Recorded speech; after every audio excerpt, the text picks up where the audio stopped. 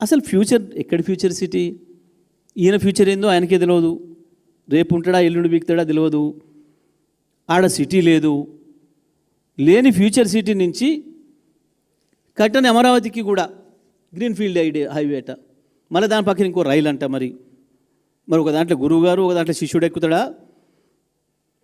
మరి పోయేటప్పుడు రైల్లో పోయి వచ్చేటప్పుడు రోడ్లో వస్తారా ఇద్దరు గురు శిష్యులు హైదరాబాద్ అమరావతికి ట్రిపుల్ వేయడానికి? దేని కొరకు? ఏంది ఇదంతా కూడా? ఇవన్నీ ఏం తెలియజేస్తూ ఉన్నాయి? కేవలం రియల్ ఎస్టేట్ దందా కొరకు తను, తన తాబేదారులు, తన బంధుమిత్రులు కొన్న వేలాది ఎకరాలకు ఏదో ధరలు పెంచుకోవడానికి, డబ్బులు సంపాదించుకోవడానికి ఉపయోగపడతాయన్న ఒక దుర్మార్గమైన ఆలోచన తప్ప ఎక్కడ కూడా ప్రజల కోణం లేదు, ప్రజల అవసరాలు లేవు, దీంట్లో ప్రజల డిమాండ్ లేదు.